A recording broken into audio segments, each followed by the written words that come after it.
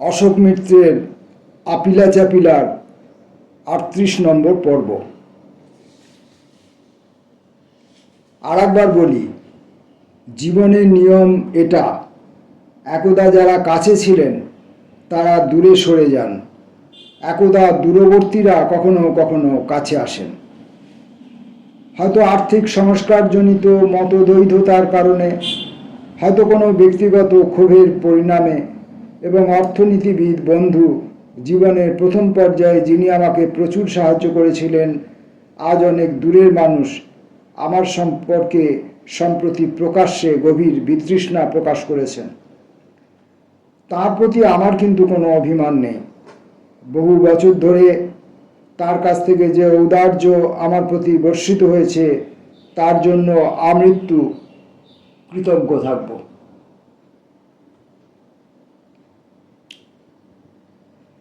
অমর্ত্যর কথা নানা জায়গায় খুচরো খাচরা উল্লেখ করেছি। মনে হয় আরও অনেক কিছু বলা প্রয়োজন। আসলে এত দীর্ঘ সময় অমর্ত্য নবনীতা নাম দুটি একসঙ্গে উচ্চারণ করেছি, তাদের বিশ্লিষ্ট করে ভাবা খুব কঠিন। অথচ বাস্তবতা তো মুখ ঘুরিয়ে নেওয়া চলে না। তাদের বিবাহ সম্পর্ক ৩০ বছর আগে শেষ হয়ে গেছে। যখন তাদের মানসিক বিভাজনের শুরু, অনেক চেষ্টা করেছিলাম তাদের ফের মিলিয়ে দেওয়ার জন্য। যা মনে হতো অতি নিটল সুন্দর একটি নীড়, তা ভেঙে টুকরো হয়ে যাচ্ছে। কিছুতেই যেন বরদাস্ত করতে পারছিলাম না। তবে শেষ কথা রবীন্দ্রনাথই বলে গেছেন, ফুরায় যা দেরে ফুরাতে, আমার ভাবাপ্লুতা তো অপরাপরের জীবনের নিয়ামক হতে পারে না। শেষ কথা রবীন্দ্রনাথই বলে গেছেন, ফুরায় যা দেরে ফুরাতে, যা ফুরিয়ে যাবে তাকে ফুরাতেই দিতে হবে, আটকে রাখা যাবে না। আমার ভাবাপ্লুতা তো অপরাপরের জীবনের নিয়ামক হতে পারে না। এখন তারা উভয়ই নিজ নিজ বৃত্তে পূর্ণ বিভাসিত। অমর্ত্যর তো বিশ্বজোড়া নাম, নবনীতার সাহিত্য সৃষ্টি কুশলতাও তুচ্ছনীয় নয়।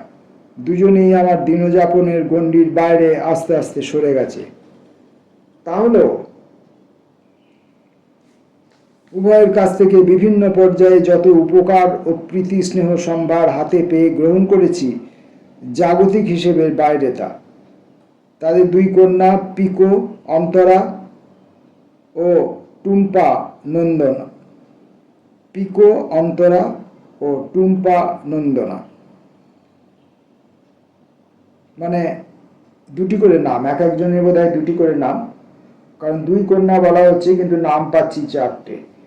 পিকো যে সেই বোধ হয় অন্তরা, এবং টুম্পা যে সেই বোধ হয় নন্দনা। আমি এ বিষয়ে জানি না। স্বতঃসিদ্ধতার মতো নিজেদের পছন্দ করা বৃত্তির মধ্যবিন্দুতে এখন উপনীত। এক অদ্ভুত কৌতুক, পিকো হঠাৎ হঠাৎ হাজির হলে আমি সঙ্গে সঙ্গে চলে যাই তার অতি বালিকা বয়সে, যখন সহজ পাঠ থেকে নামতা পড়ার মতো আউড়ে অথবা আউড়বার ভান করে তাকে খেপাতাম। তাল গাছ এক পায়ে দাঁড়িয়ে, সব গাছ ছাড়িয়ে ঘুষি মারে আকাশে। যে মুহূর্তে ঘুষি মারে আকাশে উচ্চারিত হতে শুনত, পিকো রাগে ঝাঁপিয়ে পড়তো আমার ওপরে। শান্তিনিকেতনের সাক্ষাৎ নাতনি সে, রবীন্দ্র বিকৃতি তার সইবে কেন? টুম্পাকে নিয়ে অনুরূপ একটি 30 বছর পিছনে যাওয়া টুকরো স্মৃতি। 1.5-2 বছরের টুম্পা নতুন স্মৃতিতে দিল্লিতে গাড়িতে বসা। গাড়ি চালাচ্ছি আমি। Aurangzeb road, Mansingh road, Shahjahan road, Prithviraj রোডের সংযোগস্থলে কিয়ারি করা বাগান, তাতে জলের সুরতোলা কয়েকটি ঝর্ণা। চোখে পড়া মাত্র যতবারই ওখান দিয়ে গেছি, টুম্পার উচ্ছ্বসিত কলকাকলি, ফায়লা ফায়লা, সেই সঙ্গে স্ফূর্তিতে স্টিয়ারিংয়ের উপর ঝাঁপিয়ে পড়া।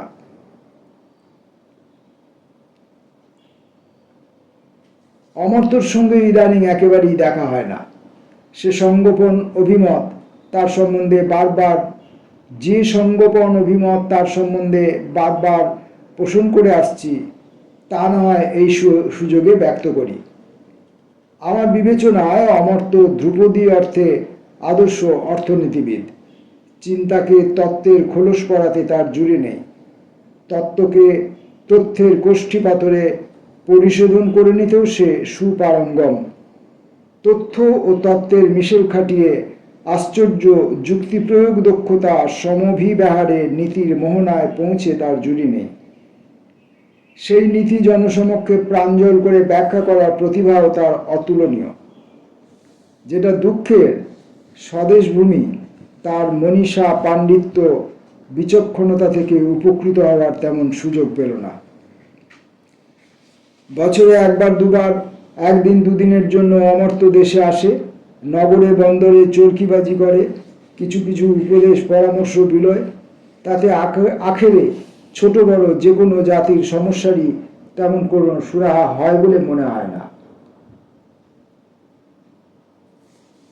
মানছি তার যা দিনযাপনের নির্ঘণ্ট, এমন ধারা দৌড়ঝাঁপ ছাড়া তার উপায় নেই।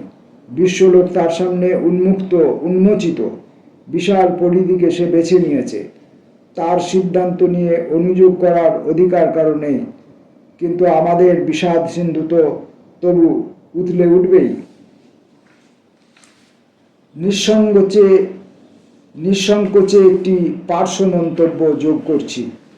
দারিদ্র ও দুর্ভিক্ষ নিয়ে অমর্ত্যর গবেষণা যা তাকে নিত্য নতুন শিরোপা জুগিয়েছে ও জোগাচ্ছে, আমাকে বরঞ্চ ঈষৎ বিষণ্ণই করেছে। শ্রেণী বিভাজনের সমস্যা এড়িয়ে দারিদ্র্যের আকরিক বিশ্লেষণ করা চলে আমি মনে করি না। উদারনৈতিক স্বাধীনতা তার বিবেচনায় সৃষ্টির সমস্ত সমস্যা নিরসন সূচক।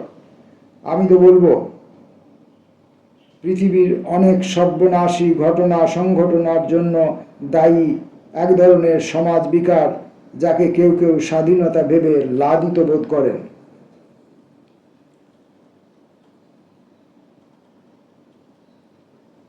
প্রীতি স্নিগ্ধতার বিনিময়ে অনুরূপ স্নাত হয়েছি সুখময় ললিতার সান্নিধ্য থেকেও। সুখময়ের পাণ্ডিত্যের ব্যাপ্তি যেমন বিশাল, ওর সারল্য সমান অতুলনীয়। শিশুর অপাববিদ্ধ দৃষ্টি নিয়ে সে পৃথিবীকে দেখেছে, দেশের সমস্যাবলীর সমাধান খুঁজেছে। প্রথম থেকেই ধনবিজ্ঞানের সূত্রগুলির জটিলতম রহস্য তার অনায়াস আয়ত্ত। সর্বগুণসম্পন্ন চৌখস অর্থনীতিবিদ হিসাবে হয়তো কোনোদিনই তাকে মনে করিনি। জরুরি অবস্থার সময় তার ইন্দিরা গান্ধীর প্রতি অনুরাগ মন খারাপ করে দিয়েছিল। তাতে কিছু ইতর বিশেষ হবার নয়। সুখময়ী। ধনবিজ্ঞান, দর্শন, ইতিহাস, ন্যায়শাস্ত্র, গণিতে তার স্বচ্ছন্দ প্রবজ্জা মুগ্ধ না করে পারত না। আমার কল্পনায় একটি স্থির চিত্র ভাস্বর হয়ে আছে। সুখময় কোনো বিশ্ববিদ্যালয়ের নির্মিত কন্দরে সমারূঢ়। জ্ঞানান্বেষীরা আসছেন যাচ্ছেন, সুখময়ের কথা শুনছেন, সুখময়ের কথন থেকে জ্ঞান সমৃদ্ধ হচ্ছেন। চতুর্দিকে মন্ত্রের মতো মুগ্ধতা বিরাজ করছে দিনের পর দিন জুড়ে। অথচ তাকে অনুরোধ উপরোধ করে বিশ্ববিদ্যালয়ের প্রাঙ্গণ থেকে প্রায় ছিনিয়ে নিয়ে যোজনা কমিশনে বসিয়ে দেওয়া হলো। বিবেক ভারাতুর সুখময় যে কর্তব্য তার পক্ষে অযথা কালহেলন, তাতে নিবিষ্ট হয়ে রইল জীবনের শেষ 10-12 বছর। কে জানে, যদি এই পর্বের অবর্ণনীয় পরিশ্রম থেকে সে মুক্ত থাকতে পারত, সম্ভবত আরও 1.5 দিন তার জীবন আয়ু প্রলম্বিত হতো। পৃথিবী ও দেশ তার কাছ থেকে প্রভূত আরও জ্ঞানের উপচার আহরণের সুযোগ পেত। আচরিক অত্যাচারের শিকার হলো সে, ললিতা, আমরা সবাই। মৃত্যুর পর মানবাত্মার কি গতি হয়, আদৌ কোনো গতি হয় কি না জানা নেই। সুতরাং যে সুখময় আমাদের ছেড়ে চলে গেছে, স্রেফ তার স্মৃতি নিয়েই আমাদের এখন কাটাতে হবে। এই নিছক স্মৃতি সর্বস্বতার নির্মমতা ললিতা কেমন করে একা বয়ে বেড়াচ্ছে ভেবে অবাক হতে হয়। চিরকালই সুখময় একান্ত ললিতা নির্ভর, ললিতা সুখময় নির্ভর। বন্ধু বান্ধবের ভালোবাসা তাকে ঘিরে রেখেছে, তবু স্বীকার করতেই হয় ললিতাকে এখন ভীষণ একাকী, নিরালম্ব মনে হয়। প্রতিভাময়ী দুহিতা মৌরীর সতত সান্নিধ্যও যার অবসান ঘটাতে পারে না। সেই সঙ্গে সুখময়ের শিশু সারল্যের স্মৃতি নিরন্তর তাড়া করে ফেরে। অসম্ভব খাদ্যবিলাসী ছিল সুখময়, যা মস্ত কৌতূহলোদ্দীপক। খাওয়ার পোশাকি পর্যায়ক্রম সারা হয়ে গেলেই তার আসল খাওয়া শুরু। শুক্তো, শাক, ডাল, সবজি, চচ্চড়ি, মাছ, মাংস, চাটনির বৃত্ত সম্পূর্ণ হওয়া মাত্র সুখময়ের যথার্থ খাওয়ার পালা। একটু ফের ডাল, একটু ফের ভাজা, একটু ফের শুক্তো, একটু ফের মাছ, একটু ফের মাংস, কিংবা খেয়াল চাপলে আর একবার চচ্চড়িতে ফিরে যাওয়া। পৃথিবীর মানুষ সুখময়কে জানত পণ্ডিত হিসাবে। আমাদের কাছে সে ভালোবাসার প্রগাঢ় আশ্রয়স্থল, যে আশ্রয় কর্কর সাথে কেউ কেড়ে নিয়ে গেছে।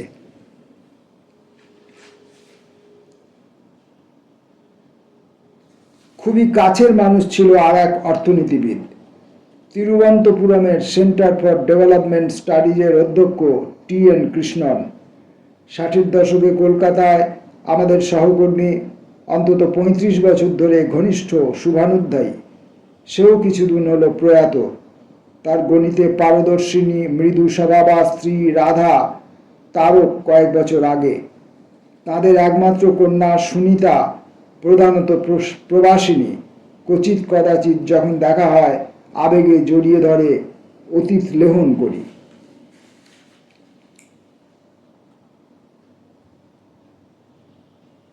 অর্ধশতাব্দী আগে আড্ডা ও বৃত্তে যারা নিত্য সহচর ছিলেন, তাদের মধ্যে অনেকেই ইতিমধ্যে পৃথিবী থেকে নিষ্ক্রান্ত। অবশিষ্ট কয়েকজন বিভিন্ন স্থানে মহাসমুদ্রে বিচ্ছিন্ন নির্জন দ্বীপের মতো টিকে আছি। সুভাষধর ও নীলাঞ্জনা নিউ ইয়র্কে, দুজনেই অসুস্থ।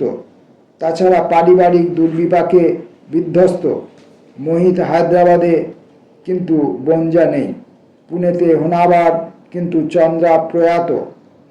ব্যাঙ্গালোরে কৃষ্ণস্বামী ও মধুরা। তিরুবনন্তপুরমে রাজ, তার স্ত্রী সরসম্মা বিগত। একই শহরে ইকবাল গুলাটিও কয়েক মাস আগে প্রয়াত। লীলা একা, অঞ্জু ও হিতেন ভায়া। তাদের ছেলেমেয়েরা পৃথিবীতে বিচ্ছুরিত। রুক্মিণী দিল্লিতে ইংরেজিতে কাব্যচর্চা নিয়ে ব্যস্ত। দেবকী সুদূর বার্কলেতে বিজ্ঞান সাধিকা। পুত্র অমিত রিও ডি জেনিরোয় ব্রাজিলীয় সংসার সামলাচ্ছে। উমা ও সাম্যমূর্তিও দিল্লিতে, কৃষ্ণজি ও নীলাম্মা হায়দ্রাবাদে। আমাদের স্নেহসুধায় সিক্ত করে অর্ধশতাব্দী আগে দিল্লির আড্ডায় নায়কত্বে বিরাজ করতেন যিনি, বলবন্ত নাগেশ দাতর, তিনিও বছর 2 হলো বিগত। প্রয়াত আমার শহীদ সত্যব্রত সেনও। স্নেহাংশু আচার্য 16 বছর আগে চলে গেছেন। মাত্র কয়েকদিন আগে চলে গেছেন সুপ্রিয়া আচার্য।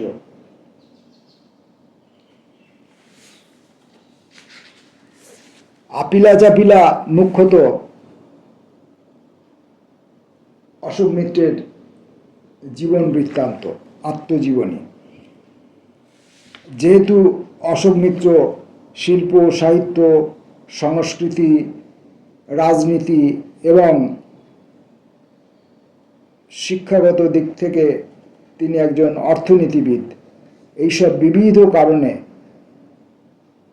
দেশ তথা পৃথিবীর বিভিন্ন অংশের সঙ্গে তার যোগাযোগ ছড়িয়েছিল। বিভিন্ন কৃতিমান মানুষের সঙ্গেও তার জীবন জড়িত ছিল। সেইভাবে আপিলা চাপিলার শুরু থেকে যেভাবে তাদের পরিচয় পর্ব, তাদের সম্পর্কে বিস্তৃত বিবরণ দিয়ে আস্তে আস্তে তার ভেতর দিয়েই অশোক মিত্রের নিজস্ব জীবনটি গড়ে উঠছিল বা সামনের দিকে এগুচ্ছিল। তারপর এখন যে আমরা যেখানে পাঠ পর্বে রয়েছি, সেখানে আস্তে আস্তে দেখা যাচ্ছে সেই সমস্ত ব্যক্তিবর্গের বিদায় নেওয়ার যে কাহিনী, তাদের যে জীবনের ইতির যে ঘটনাগুলি, সেগুলি তিনি বিবৃত করছেন। কোথাও যেন মনে হচ্ছে আস্তে আস্তে এবার অশোক মিত্র তাঁর জীবন থেকে ক্রমশ নিজে বোধহয় ফুরিয়ে যাওয়ার পথে এগিয়ে চলেছেন।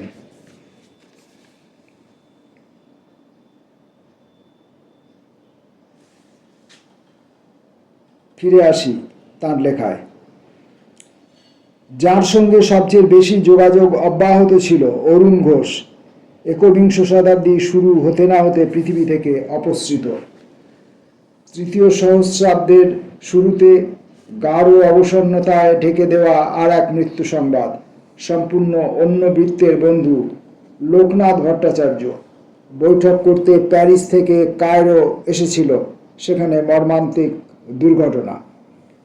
বহু বিদ্যাবতী পরম বিচক্ষণা পত্নী ফ্রাঁস ও কন্যা ঈশা লোকনাথকে গভীর মমতায় ঘিরে রাখত।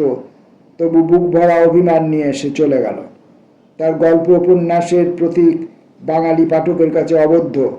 তার কবিতা ফরাসি ভাষায় অনুদিত হয়ে ইউরোপ জুড়ে উচ্ছ্বসিত বাহবা কুড়িয়েছে, কিন্তু স্বদেশে সে কবি ও লেখক হিসেবে অবজ্ঞাত।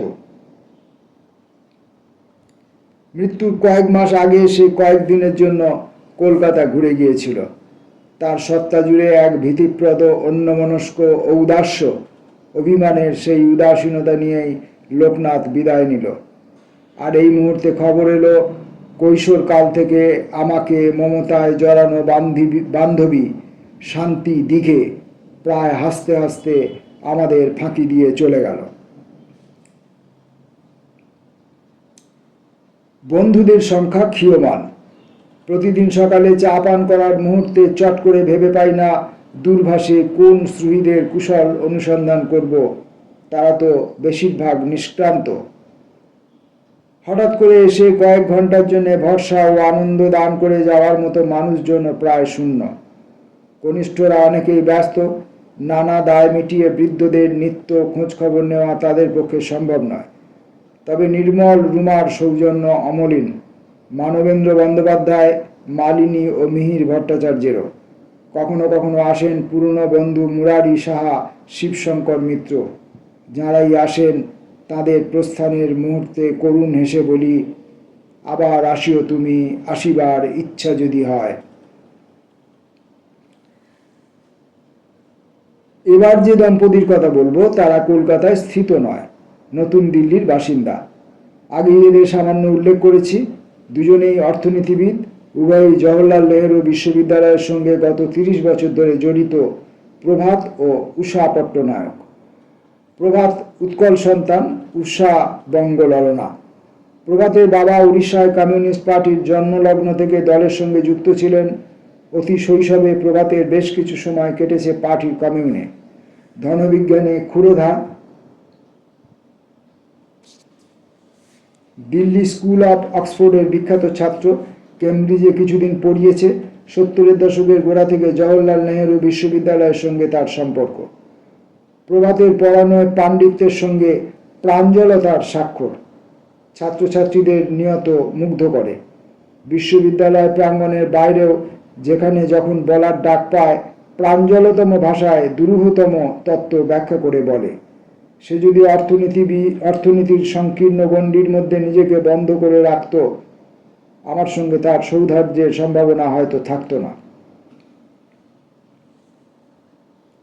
কিন্তু না, অর্থনীতির ঘোর প্যাঁচ যে জীবন সংঘাতের প্রতিবিম্ব, প্রভাত সে বিষয়ে আমার সঙ্গে সম্পূর্ণ সহমত। গত 10-12 বছরে পৃথিবীর চেহারা বদলে গেছে দেশ বিদেশের রাজনীতির আদল, সমাজের আদর্শের অবমুখিতার ঢল। প্রভাত তার আদর্শে বিশ্বাসে স্থিত থেকে সমস্ত উটকো প্রবণতার বিরুদ্ধে বিরামহীন যুদ্ধ চালিয়ে যাচ্ছে। পাশে পেয়েছে উৎসাকেও। উৎসাহ অতি প্রতিভাবতী অর্থনীতিবিদ, বরাবর প্রভাতের সহপাঠিনী। তাদের জীবনচর্যাও খাঁজে খাঁজে মিলে গেছে। দুজনের মধ্যে চরিত্রগত তফাৎ আছে। প্রভাতের সৌজন্যের তুলনা নেই। পরম রাজনৈতিক বা সামাজিক প্রতিপক্ষের সঙ্গেও তার ব্যবহার বিনম্র মধুর, নিজের জীবন দর্শনে অবিচল। কিন্তু ঋতুতে অঋতুতে কারো সঙ্গেই সরব জেহাদে নামে না। অন্যপক্ষে উৎসাহ সোজাসাপটা কথা বলতে পছন্দ করে। যাকে ভেকধারী বলে উৎসার মনে হয়, সেই ব্যক্তিকে প্রকাশ্য ভেকধারী বলে অভিহিত করতে তার বিবেক বাধে না। প্রভাত যেখানে খানিকটা ভাবুক, উৎসাহ সেখানে ভীষণ রকম কেজো। দুজনে পরস্পরের নিখুঁত পরিপূরক।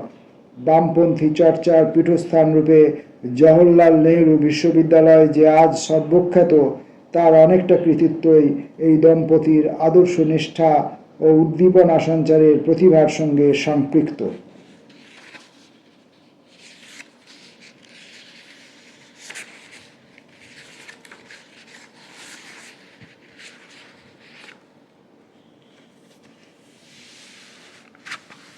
নিবিড় ভালোবাসায় ঘিরে রেখেছে এরা দুজন। পণ্ডিত ও পণ্ডিতন্মন্যদের মহলে আমার সুনাম নেই, মারকুটে ঝগড়াটে বলে বাজারে প্রসিদ্ধি। অন্য কোনো জ্ঞান ও পীঠস্থান থেকে আমার তেমন ডাক পড়ে না, উৎসাহ প্রভাত। অথচ আমাকে বেশ কয়েকবার তাদের বিশ্ববিদ্যালয়ে আমন্ত্রণ জানিয়েছে। ওখানে ছেলে মেয়েদের কাছে বক্তৃতা দিয়ে সতীর্থদের সঙ্গে অহরাত্র আলোচনা করে প্রচুর আনন্দ ও তৃপ্তি লাভ করেছি।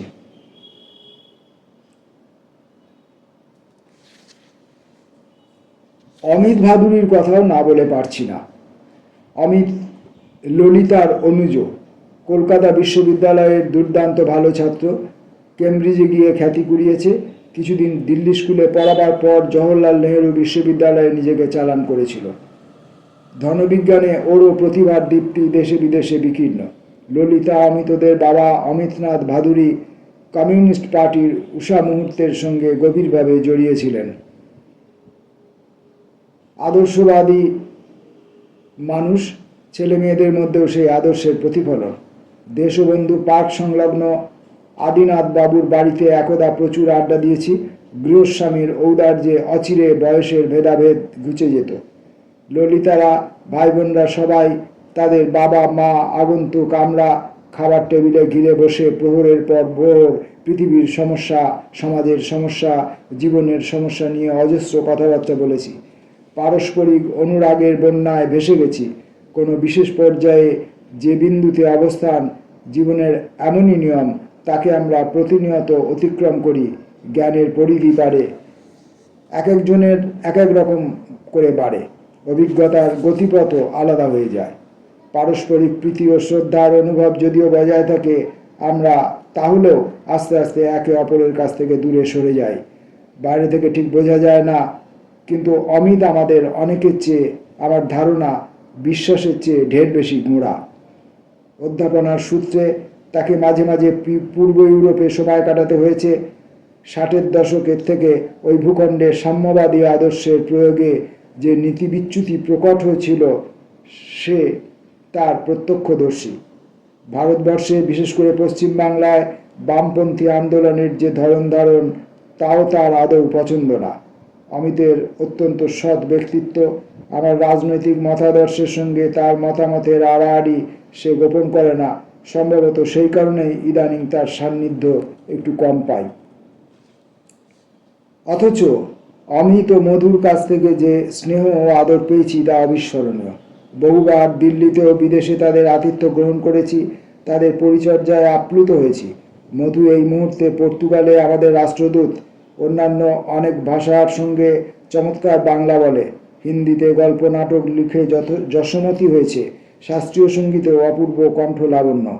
14 বছর আগে ফ্রাঙ্কফুটে যখন গুরুতর অসুস্থ হয়ে পড়েছিলাম, মধু ভিয়েনা থেকে ছুটে এসে পরিচর্যার সমস্ত দায়িত্ব গ্রহণ করেছিল, তার বিবরণ আগেই দিয়েছি। তা হলেও দেশকে টেনে হিঁচড়ে যেদিকে নিয়ে যাওয়া হচ্ছে, সমাজকে যে গভীর গড্ডালিকায় ছুঁড়ে ফেলা হয়েছে, তা শেষ পর্যন্ত তো না মেনে উপায় নেই। গ্রন্থাগারের অন্ধকারে শান্তি নেই, ব্যক্তিকেন্দ্রিক মন দেয়া নেয়ার কোনো স্বস্তির প্রস্থান নেই। জীবনের নিয়ামক রাজনীতি, সেই রাজনীতির আবর্তে দ্বন্দ্বের যন্ত্রণায় নিপীড়িত হওয়া থেকে কারোরই অব্যাহতি নেই। অমিতের জীবন দর্শন থেকে ঈষৎ দূরে সরে এসেছি। প্রভাত উৎসাদের সারণীতে আমার অবস্থান, যদিও অমিতের চরিত্রদার্ঢ্যের প্রতি শ্রদ্ধা আদৌ নির্বাপিত হয়নি।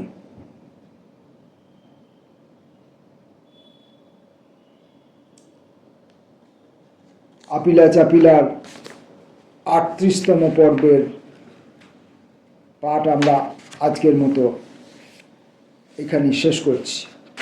নমস্কার।